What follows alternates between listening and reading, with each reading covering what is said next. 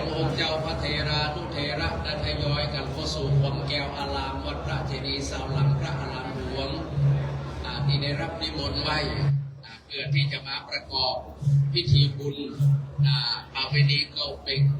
ทรงหน้าพระธาตุเจ้าเจดีย์ในวันนี้กรรมการเขาได้ช่วยกันต้อนรับวัดลานเนอะหัววัดบางทีเปิดแผงมาใหญ่และดูเจ้ามาบอกมีขยมก็ได้ช่วยกันต้อนรับเนอะอันนี้ก็ของคณะสถาวัดนางร่องนะครับในเมืองลำปางนำโดยท่านพระมหาธีรวัตรได้นำออกวักินวัดลานแปนสำหรับ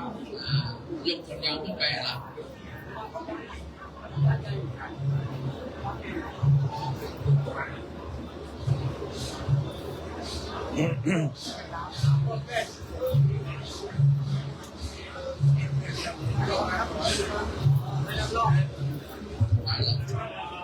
วัดของฟาวัดของฟา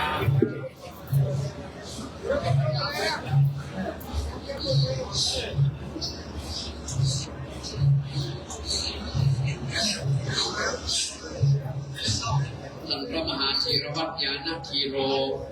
ได้นำลูกพระภูมิเนรมาโดยถวายการต้อนรับท่านสมพันธ์เจ้าวัดสรีบุญโยท่านพระครูสังฆราชคุณรัตถิตบุญโยเจ้าอาวาสวัดศรีบุญโย